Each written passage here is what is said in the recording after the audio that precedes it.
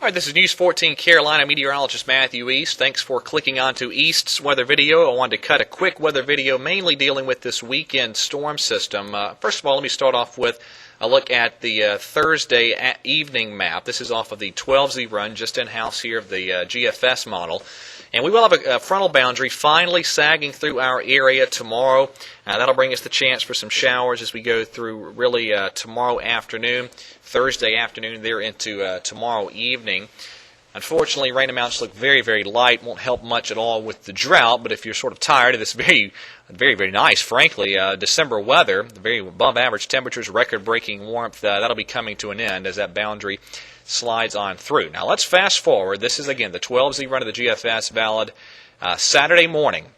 Surface low taking shape back over the lower Mississippi River Valley, and notice that high pressure off the northeast of the Great Lakes there. That is a 1032 millibar high pressure that is moving into a favorable cold air damming position here for the eastern seaboard, and you can see those isobars indicating the cold air damming taking place. That wedge setting up there to the east of the mountains. We'll see probably a lot of cloud cover to start off the day Saturday, and eventually precipitation moves in as this system advances northeastward. Now again, this is the GFS model. It takes a surface low up into the Ohio River Valley, and a secondary low will then form off of the coast, and at this point it's raining at a pretty good clip across a good chunk of the Carolinas, any wintry precip way off to our north in the Virginias and into southern New England. Now let me show you the difference here. At the same time frame, this is the 12Z NAM model. Notice the precipitation in the track of that low much slower. The NAM's at this point still back near, say, Vicksburg, Mississippi, while the surface low on the GFS at the same exact time is over the Ohio Valley. So quite a difference there. And because of that, the cold air damming is more established on the NAM than it is on the GFS. And so it's colder here at the surface and aloft in the Carolinas at this point in time. This is Saturday evening. So if the NAM is correct, still some clouds overhead, but the precipitation has not begun, and the air mass initially is much colder.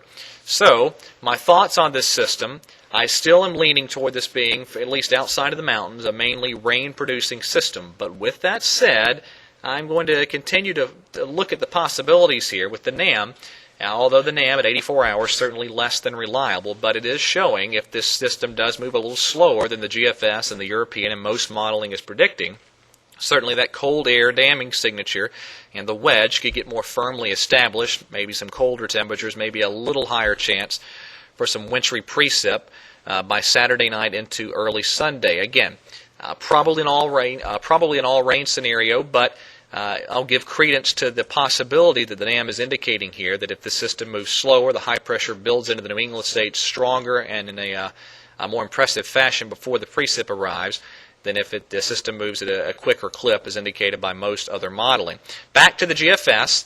And you have a coastal low over, say, Long Island, a very, very heavy snow falling over much of New England. This would be a tremendous winter storm, even for the big cities. In many spots there may mix with some rain at times if this solution is correct, but much of New England would see a big winter storm out of this. And I want to show you this, regardless of how exactly the system evolves, behind this, much, much colder air is moving our way. Many days, for the first several days of next week, we're going to be in the 40s for highs and 20s for lows. So a big shot of Arctic air is on the way, and that'll be a check of reality after the very, very warm weather we have enjoyed this week. All right, that's it for this edition of East Weather Video. I will cut another video as necessary. And, of course, you can always check in on News 14 Carolina on television. That is Time Warner Cable Channel 14. And on the web at www.news14.com. That's it for this edition of East Weather Video. Everyone have a great day, and God bless.